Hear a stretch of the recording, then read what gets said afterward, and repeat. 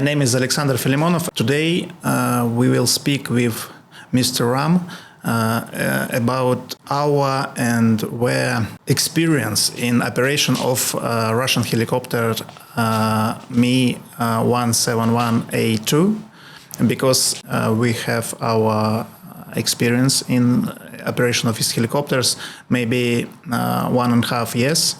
So it's a good, it's a beautiful helicopter. We're operating it in Russia. So Mr. Ram is operating these helicopters in India. So maybe you say something about you, about your company, about your experience in operating of these helicopters. Please go ahead. Good evening, sir. Good evening. It's nice talking to you, meeting you, and participating in this discussion about the helicopters. And helicopters has been my passion all my life. I was in the Navy. I am known as Commander Ram in India and to all my friends. And I was a naval aviator at that. I was qualified on seeking 42 Bravos, which are manufactured by the erstwhile Augusta Westland. Mm-hmm. And they were the British helicopters, which are shipborne. And I served for about 25 years in the Navy. And I left in 2011, and believe you me, before when I was in the Navy, though the Navy operates Kamov helicopters and they have Russian ships in the Indian Navy, I was posted, in fact, on a destroyer. And I know the Russian since very long. But unfortunately, I'm unable to speak because of perhaps I don't have the familiarity and I don't have people around me who speak Russian in India. Of course. So, but otherwise, as a young cadet, we have learnt Russian, and I was deputed to Russia for the induction of the ships also long back. So I love the country. And that's how when I left Navy, I was looking for something to do. And suddenly I found that somebody asked me that, can you maintain helicopters? The word helicopter suddenly made me look around. I said, what helicopter? Which helicopter? So, and in the civil world, there's not much of choice you have. So they said, there are 2 old Russian helicopters. Can you maintain them? I said, yes, I will do it. Without knowing what I'm getting into. I just said, yes, I will do it. And this was the 2007, I think they were about 2007 year of manufacture. So about 6 years, they were already flying in India. And our company chairman had purchased them. And then he said that now these helicopters, you have to somehow get them certified once again and get your own contracts and start flying. And that's it. I have given you helicopters, rest you manage. So with your experience, with everything. So slowly we started back in 2011, sir. And since then, the journey has been pretty interesting, pretty passionate. And slowly we added to our fleet. There are only 2 operators in India which are flying the Russian helicopters in the civil. Your company? One is the Sky One, and one is the Pavanhans, which is the government entity. It is a public sector unit. So they also have about 3 helicopters at the moment. So we have overtaken them now. So we are flying. We started with 2. The third one also we purchased from an older company in India, and that made it 3. The 4th one we took on lease from Vietnam. So we are flying. The demand is there in the country for this helicopter. In India? In India, yes, sir. Especially in the hilly region, the northeastern part of the country, the northern hills of the Himalayan ranges. So these are the most ideal helicopters which are suited for this kind of operations, what we undertake.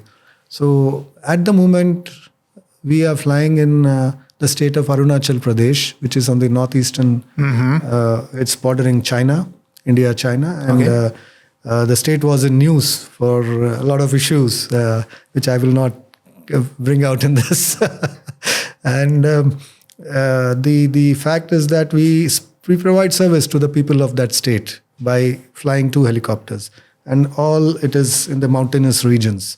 inaccessible by road. However, the present government has done very well by taking the railroad up to Arunachal, and also they have built an airport nearby. But about 10 years back, when I had joined, 2012, 13, when we had started this company, it was still not there. So, and the rail is also not connecting all the places, only a few places there. And coming to the airfield, we have an airport which is only connecting to the capital of that state. So what's the name of the city? The state is Arunachal, capital is Itanagar. So our base is very near to that airport, and we have positioned 3 helicopters there. One is a standby and 2 are flying for contract.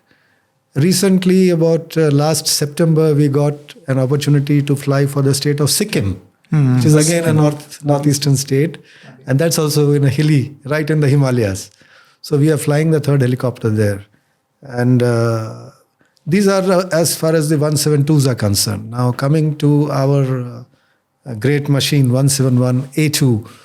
This was in fact a contract which we had taken in response to the government of Himachal Pradesh. They wanted a helicopter for a 5-year contract, 5-year long contract. So they wanted a new machine.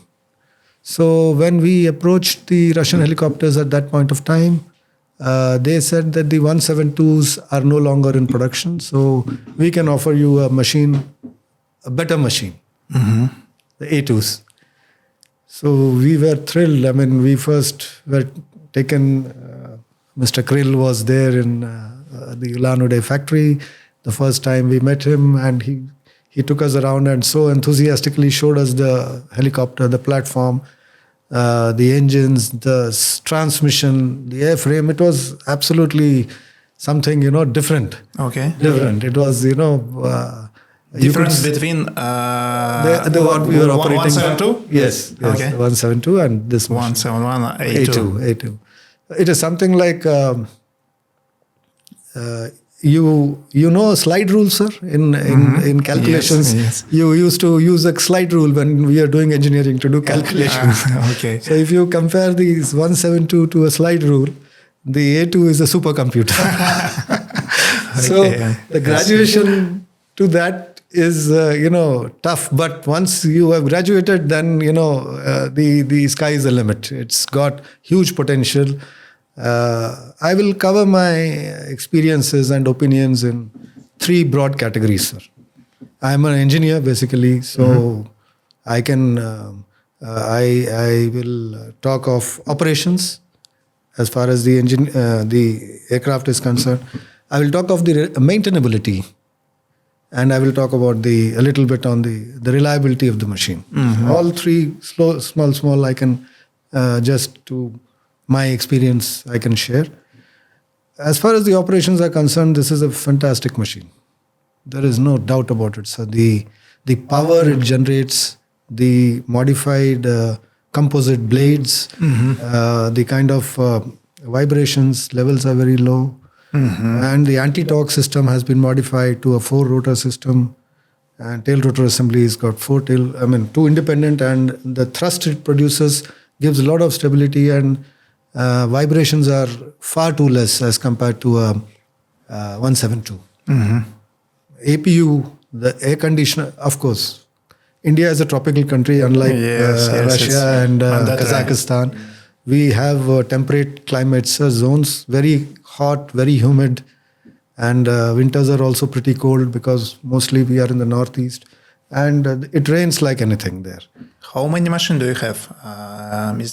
Mi-171A2? One machine. One. And now we are looking for another one also, one more, because the demand is growing. Yes. Yeah, the demand is growing there. I mean, looking at the performance of this machine, the people are wanting, we want something like this. The seats are comfortable.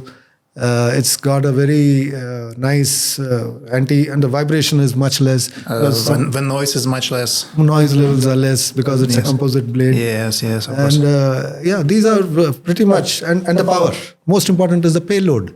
At higher altitudes, the pilot is comfortable carrying higher payload than a 172. Your missions, you fly to high altitudes? About 3,500 is the mean level, sir, beyond the meters. It's enough. I mean, it's a good machine for this altitudes. Yes. So these are some of the very, very good advantages and the positives of the operations that we have. And the crew is thrilled to have this machine. The point what I want to say is that, yes, the machine has to be maintained, and the kind of maintainability in a machine also matters. If you have to give the crew the platform for every flying, the machine has to be available for every flying. The maintainability aspect also has to be considered. So when you look at the maintainability, I somehow feel that, for example, there was a indication of the engine torque, which is okay, it is critical, but it can be flown. In 172s, you don't have a torque indication which is taken from inside the shaft of the engine and given to the cockpit. You don't have it. Mm-hmm. But in an A2, there is a system and it shows the torque system. When that sensor is become unserviceable for some reason, and we had an experience because the torque was not matching with the engine parameters. The temperatures, the pressure were normal, but the torque was showing totally off. So there was some indication error. To rectify that small error, you have to get an engineer from Klimov with a special trestle tools, and you have to ground the helicopter for 2 days or 3 days. This is where I say that if there was a little ease of maintainability, then the operator is benefited. I'm sure now these are the inputs which we have already shared with the manufacturers, Mr. Krill and the Lanode plant, and they will improve the system. I'm sure it's being improved and worked upon. Mm-hmm. And similarly, there were certain issues pertaining to the avionics. Avionics is very good. They have, like I said, from a slide rule to a supercomputer, everything is touch button. Everything is touch button. Mm-hmm. Whereas a 172 is rudimentary. You have capsule instruments. Everything can be adjusted with your tools, with a screwdriver. The engine regulation can be done. Here, unfortunately, that kind of an access is not there in this machine. Mm-hmm. So those are some of the challenges that we face. To overcome the challenges, the operator needs to invest in a correct testing equipment he has to have, so his cost goes up. So he has to, whereas these kind of expensive test equipment and the testers are not required for a 172. Maybe it is because you have just one machine, because if you have more, 2, 3, and if you will allocate money for this fleet, it will be less for one particular machine. Yes, maybe you should add 1 or 2 machines in your fleet. Sure. This is the endeavor. We want to add 1 or 2 machines more and try to bring down the operations cost of this machine. So these things are quite it can be debated based on the cost of per hour costing. Again, it comes very India, is a very a country with money, yes, but they count every penny before they pay. Of course. So when you compare a per hour cost of a 172 with a 171A2, there is a large gap there. Mm-hmm. So you need to factor, because TV3 machines can be overhauled in Russia. VK2500 engines which are on the A2 are maybe one odd. The manufacturer himself has a overall facility now, and the other systems are the APU, which again presently the fitted APU is a foreign APU which is from Czech Republic. Yes. Russia is trying to provide an alternative, the Russian helicopters, Russian APU. Because now problem what happens is that due to the prevailing situations, getting spares is on us. We need to speak to the manufacturer of these subsystems and try to get support from them. So that's again a bit of a challenge. we are looking only at Russia for all solutions. So that should be the case in this. If we have to go to maybe America, or we have to go to Czech Republic or Germany for seats and things, it's unnecessary. We are diversifying our efforts into so many vendors, suppliers. Okay. So this is a challenge, but slowly I think we have just finished, and we have flown how much, sir? We have flown almost 900 odd hours after the machine has been inducted. 109. No, 900. No, it's for 3 years. 3 years, yeah, you can say 21. We have inducted. It's a good 21, number of hours, Yeah, it's quite good, and we are also getting now more contracts for this machine. So we should be, we should have at least one more. We are having discussions with the concerned companies here, how we can hire one more helicopter or two more also. Mizoram is after our company, please provide us with a similar helicopter. Then there is a Leh Ladakh, sir, that's in Kashmir. So there again, a lot of hills, and helicopters were previously being operated by Pavan Hans, but they are no longer flying there for whatever reasons. So they are also asking us, you please provide here. So these are things which are, the demand is increasing for these machines.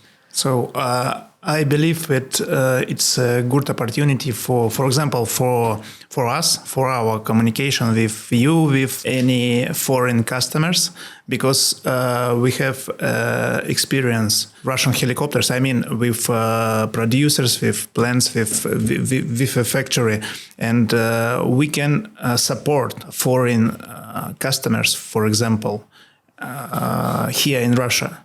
Because it's not so easy to discuss something, because you live in India, for example, and you need to fly here, spend time and discuss with many people, to solve any issues, Maybe it's easy to work with us as we have a good experience in work with Russian helicopters. It's just we should discuss it. Maybe it's a good opportunity for us, for foreign customers, etc., etc. I don't know. Maybe so, maybe not.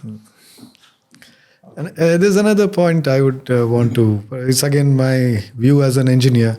From the design development of a machine, a new machine, to commercial viability, there is a definite period of trials, and MTTR, MTBF, these parameters are established. Okay. So now what generally happens is that if you design a helicopter and say, okay, this is the machine and you need to operate. Okay. Operate means it's a commercial viability straight away. We are flying for commercial purposes. So with so much of experience of Russian helicopters, this gap has been reduced drastically. That's a very good thing, because generally it is 7 to 10 years.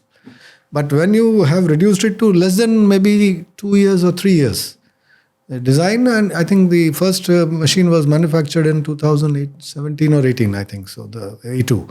And they started flying in Russia. Of course, the trials were going on parallelly, and then the marketing also was being done. We got that, and this was able to be controlled because of the huge experience of Russian helicopters. Okay. They have been flying these helicopters, similar helicopters for long. But one small, my request would have been that rather than giving us the complete digital cockpit, glass cockpit, maybe somewhere some redundant system, the old, would have been kept, so that when a block becomes unserviceable, then it doesn't black out the whole screens. Whole screens don't display. At least then the pilot is got a redundant, rudimentary the instruments to rely upon and fly till issues are resolved. But this was perhaps could have been thought about this is one point as an engineer I feel it could have improved the commercial viability. I want to thank you for this opportunity for us to meet you here in Russia. So you are welcome every time. We love. Thank you. Yes, we love Indian people. I believe that we will have a good opportunity to work together. So it's nice to meet you, Mr. Ram. Thank you so much, Mr. Alexander. And Okay. Look forward to meeting you more. I shall carry your good wishes back to my country. Hopefully, our country's friendship becomes stronger and stronger as companies like us start operating these machines. The Russian machines, we are also looking at these smaller versions, the ANSAT, that also is being put on offer to us. So, God willing, in future, we might have a fleet of Russian helicopters, exclusively Sky-1 Airways. You are looking for maybe air purchase agreement or maybe lease agreement. What initially it could be a lease. Initially a lease, and then we would operating or financial lease. No, operating. We maintain and operate our helicopters. We don't charter it to sub companies. We are the only company which flies, which operates, and we maintain our own helicopters. We have our own approved plants. So both engines, we are sending it to USGA, Ural Works. They are approved by DGCA India for CAR 145. Mm-hmm. So we are authorized to send our engines there for overall ROH. Similarly, for Novosibirsk plant is approved for repairs. So we send our aggregates there also for remont. So it's a good association, good cooperation, and I only pray that this grows for the benefit of the people of both the countries. Okay. Thank you so much. Thank you.